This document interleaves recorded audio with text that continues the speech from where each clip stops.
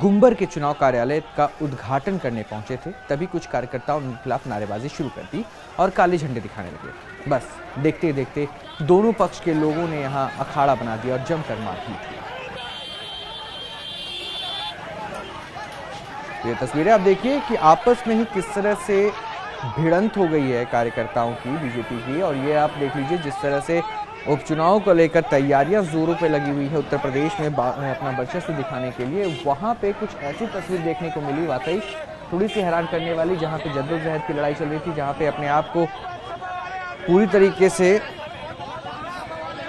परचम लहराने की बात चल रही थी। जो लोकसभा चुनाव में सफलता बीजेपी ने हासिल की थी, उसी सफलता को उपचुनाव में भी हासिल करने की कवायद थी। और यहाँ पे कुछ ऐसी तस्वीरें सामने आ गई जहाँ पे एक बहुत ही बड़ा सवाल ये उठा कि आपस में ये नाराजगी क्यों कार्यकर्ताओं के बीच दिखी, क्यों आखिर काले झंडे दिखाए गए एक तरफ से, उसके बाद विरोध में दूसरे जो पक्ष था वो पक्ष भी सामने आया और दोनों के बीच भिड़ंत हो गया। आरएल सैनी हमारे साथ हमारे संवाददाता जुड़ चुके हैं, अपडेट उनसे लेते हैं।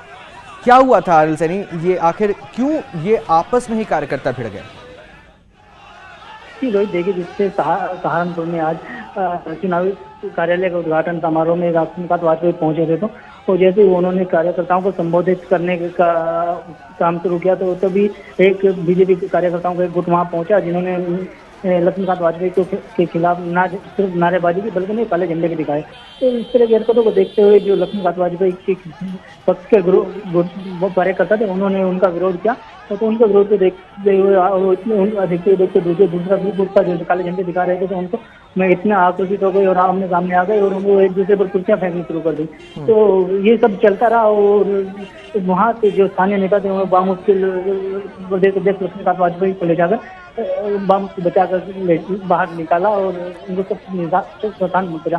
पर आपको ये बड़ा जो हंगामा करने वाला ये गुट है, भारतीय जनता पार्टी कार्यकर्ताओं का गुट है, इन्होंने आरोप लगाया है कि ये लोग उनके पास लक्ष्मीकांत वाजपेयी के पास टिकट की मांग को लेकर लखनऊ पहुंचे थे, जहां इन्होंने उनके साथ न सिर्फ अभद्र व्यवहार किया था बल्कि उनके साथ बदसलूकी और जासूसी शब्द भी किए थे।